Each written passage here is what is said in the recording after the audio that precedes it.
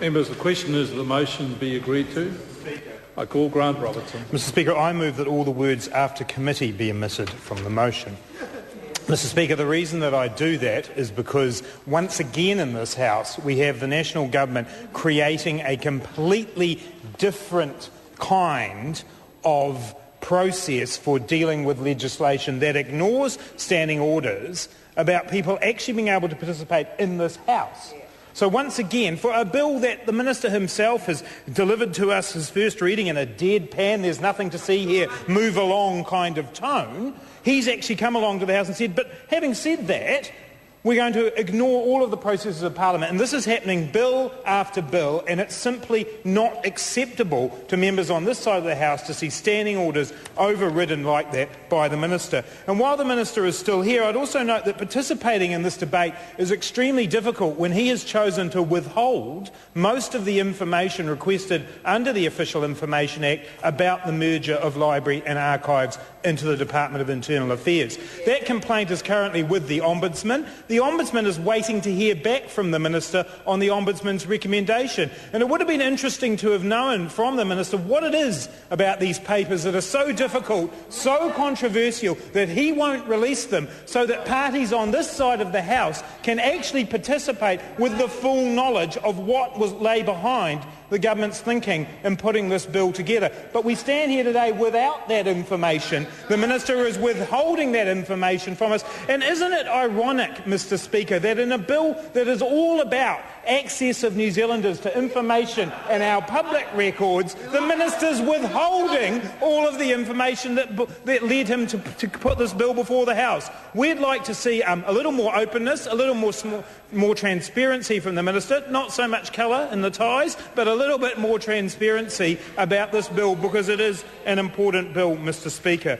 Mr Speaker, before I return to the other aspects of this bill that I want to discuss, I think given that this is a state sector management bill, it's timely to acknowledge the excellent work being done by state sector agencies in the Canterbury region at this time. In particular, in terms of local government, civil defence, the Ministry of Social Development, Defence, Police and other state agencies who've gone above and beyond the call of duty in the last few days. And in particular, I heard the Prime Minister even refer to the work and income staff who've rung all of those people, elderly people who live alone in Christchurch. This is why we need a strong public service in New Zealand, because these people are there in times of need, and it's been great to see them step up in Christchurch. Mr Speaker, the Labour Party is going to oppose this bill, but I want to make clear at the outset that that doesn't particularly relate to the merger of the Ministry of Research, Science and Technology and the Foundation. We actually believe that there possibly is some value in that, although, as my colleague David Shearer will refer to at a later point in this debate, we're not sure that it's the biggest and most crucial and important issue for research and development in New Zealand, but we don't take a position of opposition to that particular merger. But the bit that I want to concentrate on in my speech today, Mr Speaker, is about the merger of Library and Archives into the Department of Internal Affairs. And it's worth noting that it was only a decade ago that Archives New Zealand was separated out from the Department of Internal Affairs. And it's only 20 years ago since the National Library was separated out from the Ministry of Education. There were important reasons and justifications for those separations, and they were about the important constitutional, democratic and historical role that those two institutions play in New Zealand. And we cannot understate the importance of that role in our future, because it's only through the work of the Alexander Turnbull Library, the National Library and Archives New Zealand that we have information for treaty claims, for instance. It's only through that we know where the power cables are when people go to do developments. They are the practical things that people get out of those kinds of institutions. But the sense of national identity that is given to us by these institutions and the importance of their independence cannot be overstated, and that is why they were separated out, and that is why that their re-merger into the Department of Internal Affairs, for the flimsiest of reasons, needs to be opposed, Mr Speaker. This is unnecessary. In the Cabinet paper that was put forward by Minister Ryle about this merger, it said that Archives and Library were, quote, well-regarded and successful institutions. Well-regarded and successful institutions. If it ain't broke, why fix it? These institutions are performing better than they ever have. If any stakeholders in the library and archives sector had actually been asked for their views, which they weren't, they would have told the Minister that these two institutions are operating better than they ever have. Yet now we find them being merged back into the department in the case of Archives New Zealand, where there were significant problems in the 1990s. There was a court case taken to try and solve those problems because Archives New Zealand was not getting the attention it needed. It was being subsumed into a larger agency that did not have the concerns of our future archives, our future records, the accountability of government at heart. This is an unnecessary measure and it will not add anything to the way in which New Zealand's constitutional framework fits together.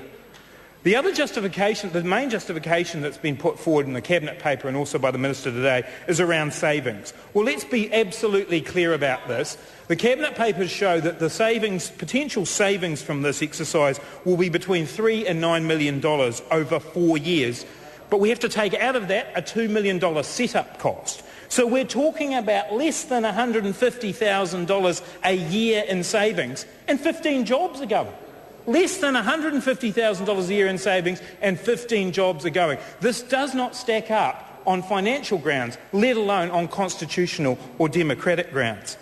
The other justification that's been put forward, and it was put forward by the Minister in his speech moments ago, is around the importance of digitisation, the IT justification. Well, I caution the Minister that the record of government in huge, large, super platform IT projects isn't great. It's not great. We're seeing it right now in Housing New Zealand. We've seen it before with the INSIS system for the police. The vision that somehow or other we're going to get a super platform of information that will bring together all of our government records and all of our historic and civic information is in fact likely to be paved with difficulties. And I don't believe that justification is enough for upsetting the arrangements that have been in place for the last decade and that are working well. Mr. Speaker, it's quite clear that when we look at the government's philosophy here, they want fewer government agencies. They want fewer departments. They're not looking at what these agencies and departments are actually doing. On this side of the House, we're all for an efficient and effective public service. Let's find the savings. Let's find the efficiencies. But why go looking at agencies that are actually doing a good job, that are performing the role that's been asked of them and have that important constitutional and historical significance?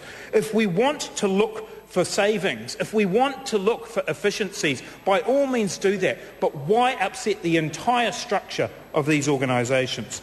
Mr. Speaker, reinventing the wheel seems to be the speciality of the government, and I want to quote from one piece of correspondence I received from someone about this bill. It begins, "Dear Mr. Ryle, I am now in my 90th year and I cannot believe that I have to write yet another letter to members of our government because some of its inexperienced members are not able to grasp the significance of our national treasures." The person goes on to say, "Does the British Parliament try to squeeze the governance of the British Library into some minor department, or the US Senate do the same to the Library of Congress? The scale may be different in New Zealand, but the significance to the respective nations is the same. These national repositories are unique." Mr. Speaker, that person is speaking for a lot of people across the library and archives community who do not want this merger to take place, who know that it's an ideological exercise in creating fewer government departments rather than in preserving our heritage. In the brief time remaining, Mr. Speaker, I want to refer to one or two of the specific clauses within this bill which no doubt will pass through the House today, which we want to look at when it comes to a select committee process. In particular, can we really be assured that there is independence for the archivist and national librarian in this bill? We do know that there's some extension to that independence, but in the end it is not for the functions and powers but for the person to exercise their professional judgment. That is a big difference. They are no longer independent in terms of their functions and powers, only their professional judgment. That is a limitation. The other thing I want to draw the House's attention to is the way the bill is worded. These departments could be controlled by any large government agency. The definition of department just says the department that is for the time being in charge of these agencies. That means in the future the Alexander Turnbull Library could be given to yet another department or agency, and that whole collection has to be moved again. Mr. Speaker, I am not confident that this bill gives us the independent and quality constitutional facilities that archives and library provide. I think that the government is going down a very dangerous path, and at Select Committee we will be